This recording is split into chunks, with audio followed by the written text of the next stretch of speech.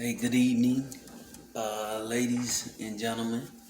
I've been gone quite some time now, but I'm back. Been in the weight room, getting them guns right. Also been doing a lot of acting training. Uh, you know, um, really concentrating on improving myself. Also working.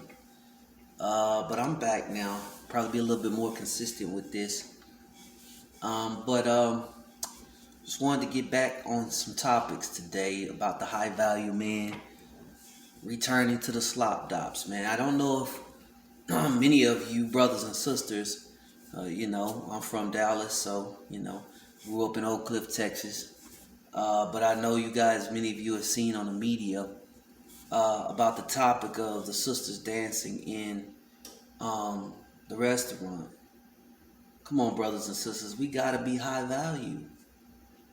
I say if you got all that energy to get up on the table, and you big as a duplex, you got plenty of energy to go to that gym and work out. You know, uh, and sisters, I don't think the brother was trying to, I don't think he was disrespectful, neither do I think he was trying to be disrespectful.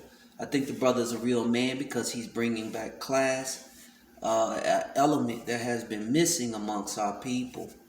Um, you know, it's very weird now, some of the ideals that people have, when brothers stand up and actually are trying to protect our women and hold them as sacred and close to us and protect their dignity, that brother's attacked.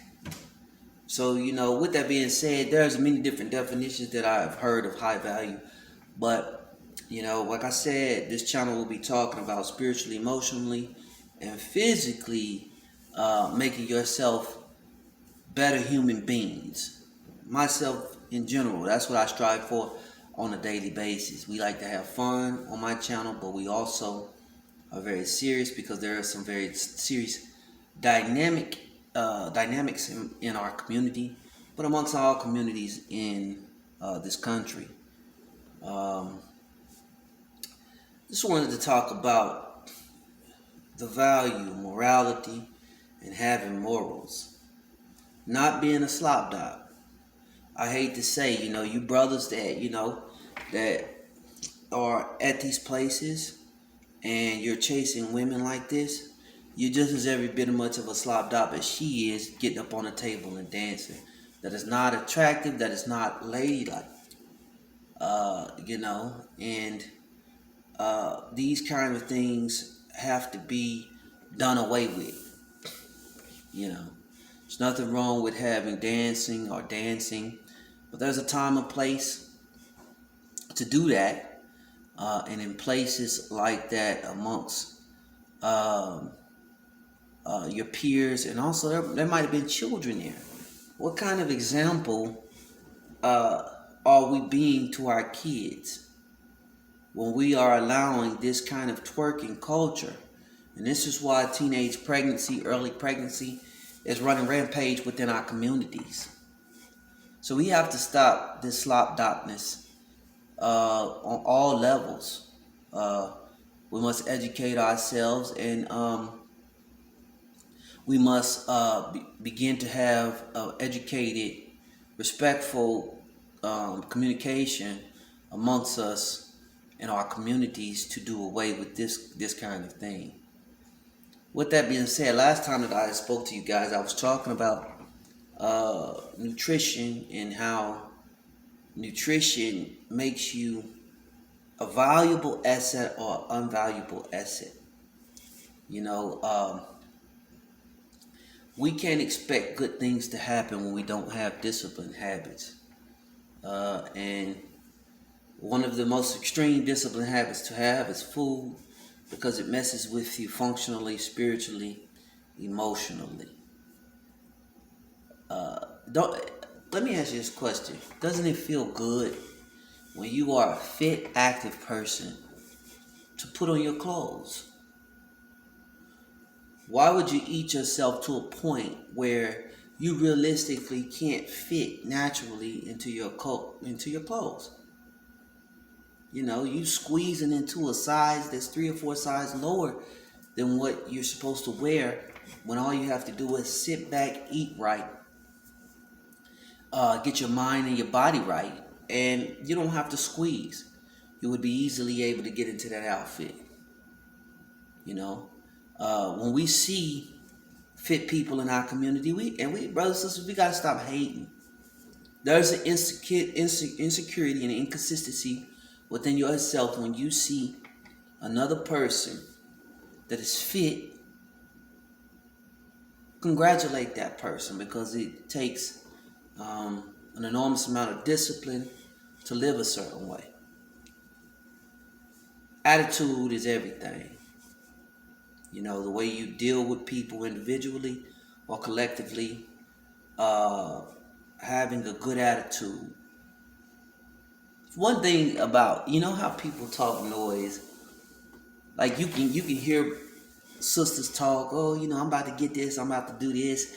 Girl, I just got this Negro, and he calling me, he doing all this, and then the next 5 seconds, she still ain't got no man.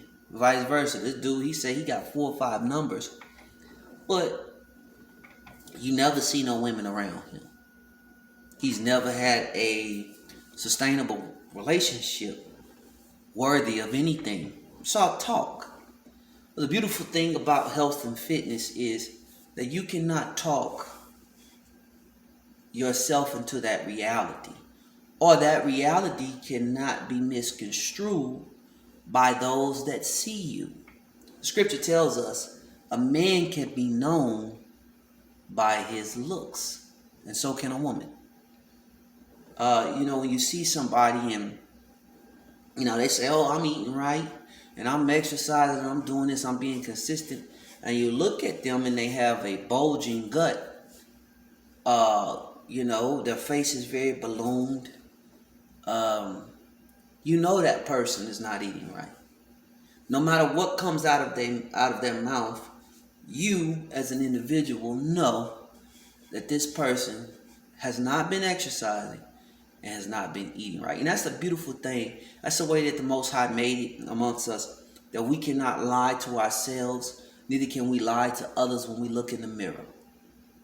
This is your temple. Be proud of your temple that the Most High gave you. If one thing to be picky about, it's the food that we eat. Food is medicine. When will we start taking care of our bodies as a community?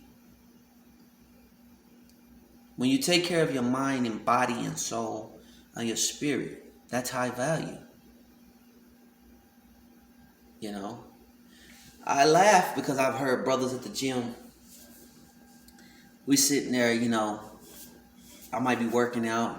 I hear brother, he been on the weights for 30 minutes talking about what he doesn't want in a woman. But you're out of shape. You got to be kidding me. I don't believe in talk. I believe talk is cheap. Where you get around people that have to talk too much about what they're doing, they're not doing anything at all.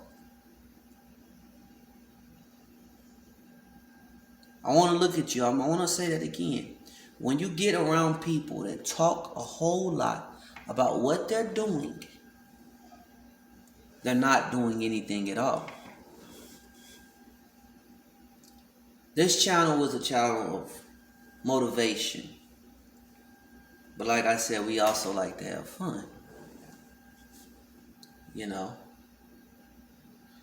We have got to stop being sloppy joes. There is a serious epidemic of death in our community with our health. And we must come to the realization of these decisions. The decisions that we're making on the foods that we eat, on how we carry ourselves as human beings. You only attract what you are. So if you're a person that's undisciplined and have no dignity, have no morality in the way that you carry yourself, what do you expect or think that you're going to attract? If you're a liar, you will attract a liar. How about this? How about we look at ourselves in the mirror? It's okay to break yourself down. I have. I'm not trying to act like nobody. I'm better than nobody. This is years and years of discipline, what you see this body. Natural. No steroids. If anybody knows me out there, they'll tell you that Floyd Mother been like this his entire life. This is years and years of discipline. Why don't we break ourselves down daily? The only way to have self-improvement is to break yourself down daily in every aspect of your life.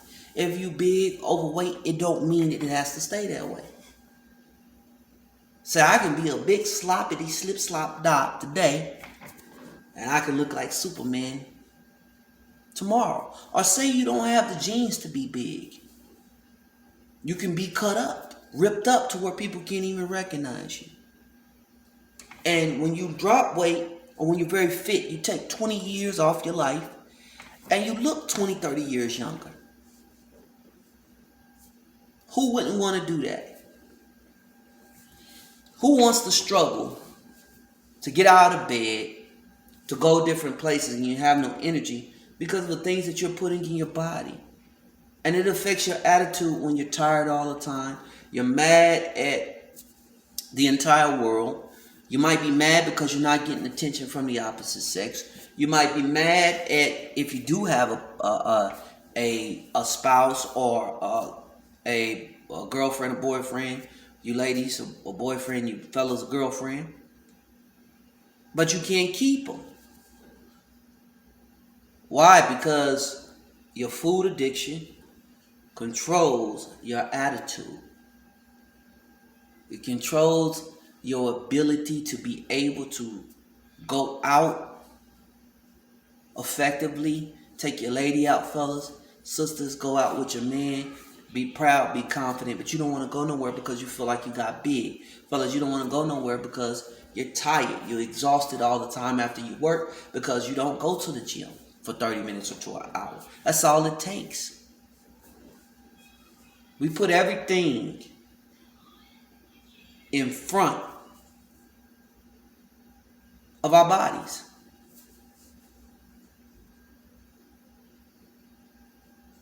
Question is, do you want to be in the Hall of Fame of slop dops? Huh? You don't want to be in the Hall of Fame of slop dops. So I come to you, I'm not here to down people, but sometimes we have to have a reality. We have to have real people in our life that do not lie, that are consistent, that tells us the truth about ourselves. How can a person change? It's always this method that people say, you can't judge me. Really? When you go in that job interview and you dress up and you put on a suit, why do you do that? Why do you do that, ladies and gentlemen? Because you want to put on your best presentation. Because once you step in that door, guess what? You're being judged whether you want to or not. So when I hear people that say, you can't judge me, that's a person that doesn't want to let go of that sin or that weakness that they have, and they're not real with themselves. So there's no more, they're stagnated. There's no self-improvement. Why? Because you live in a false reality where people cannot judge you.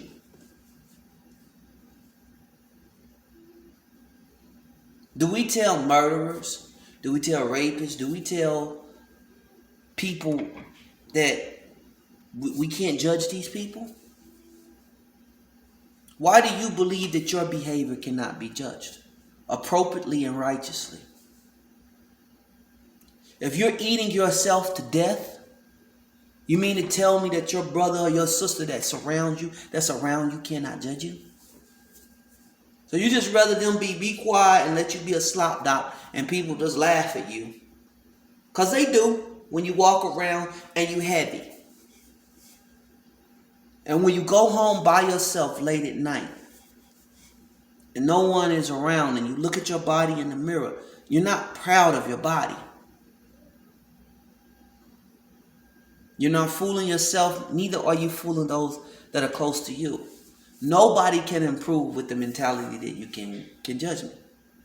Scripture says, for it is for reproof and correction in our lives.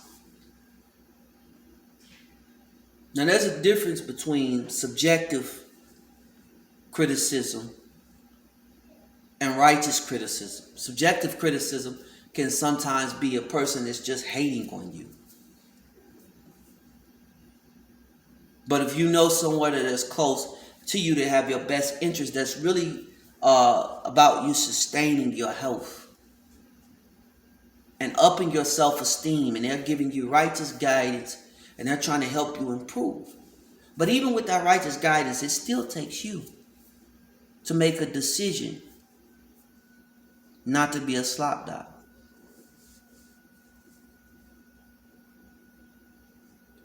Right? Once you get fit, there's a different level of confidence that you have about yourself. There's no need to twerk. There's no need for fellas for you to have a false ego, to walk around with a false ego. You don't have to, because you have the humility. You put in the work. You put in the work of how you have taken pride in your physique. You've put the discipline in. So you don't have to have a false ego.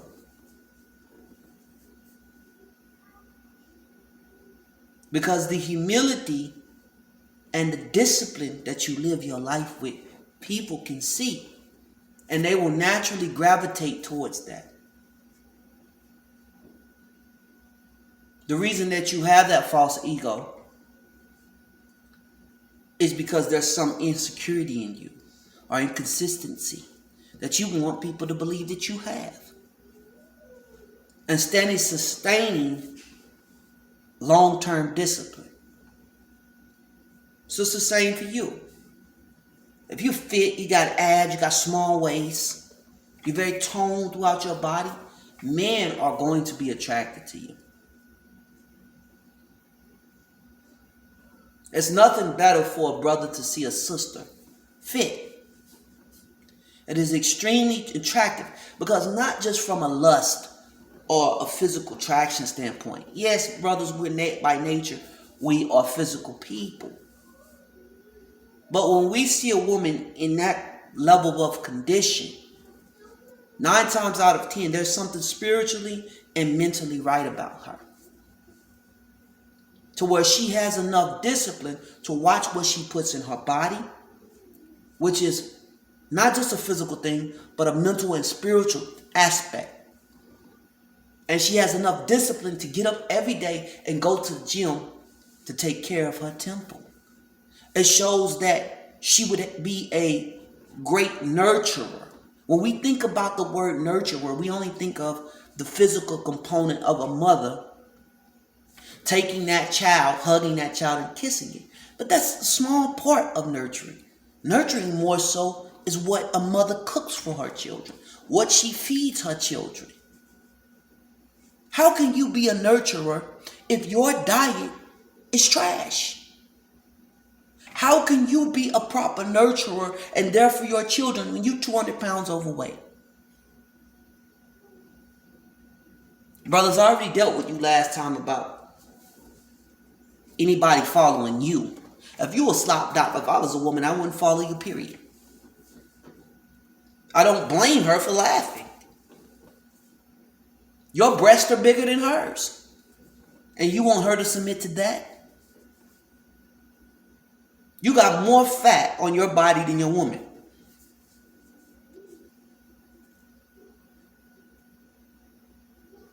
I know we don't like to talk about these things, but these are things that are happening in our community.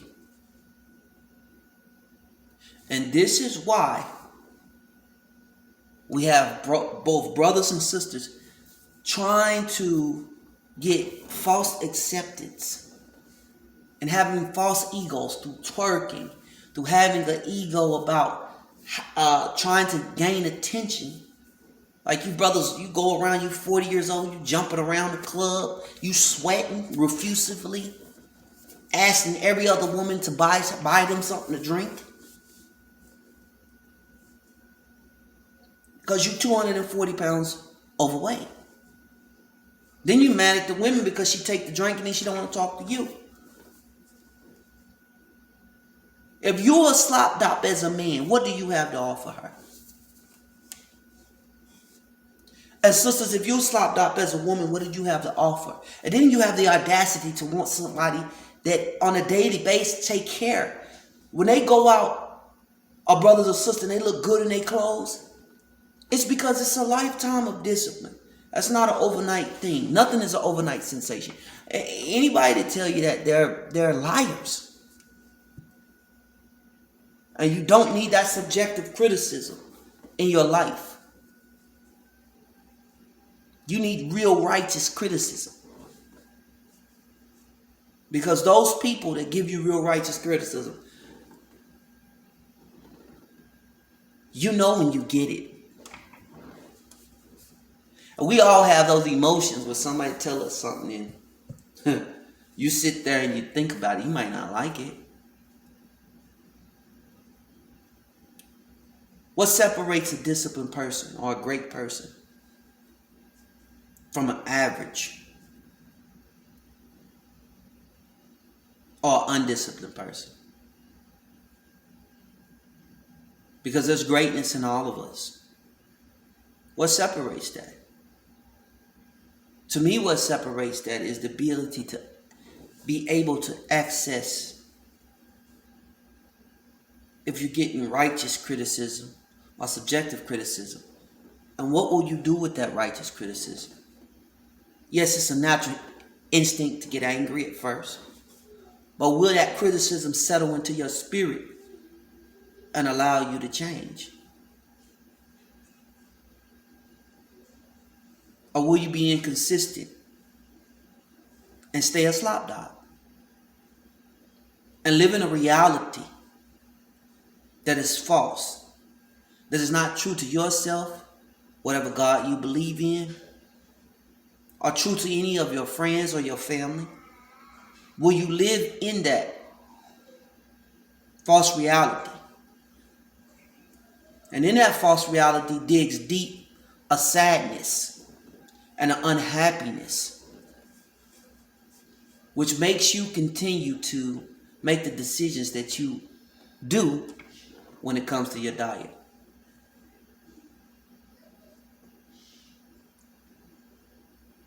Something to really think about. In the ending of my podcast, I'll say this. Let's look in the mirror. Let's be honest with ourselves as a community. Let's not give subjective criticism to where we're hating on somebody, but let's give righteous criticism. And let's be honest with each other so that we can change. Because when you're honest with those that are close to you, maybe you could save that person's life. There's an enormous amount of people that commit suicide because of their weight.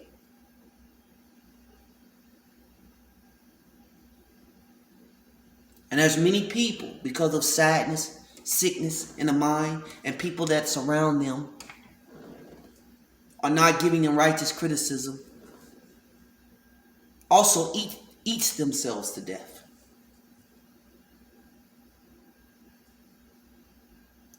So I really like to thank you guys for really taking the time. I'll be posting some of my acting stuff on here too. But I really appreciate you, and I'm honored that you decided to sit here with me tonight and really listen to what I'm saying. When I started this YouTube channel, I didn't want this channel to be a facade of false reality, but realness. Because I believe realness and honesty and truth always prevails over lies. And I'll leave you with my famous saying, don't be a slop, doc. Good night, and y'all have a good day.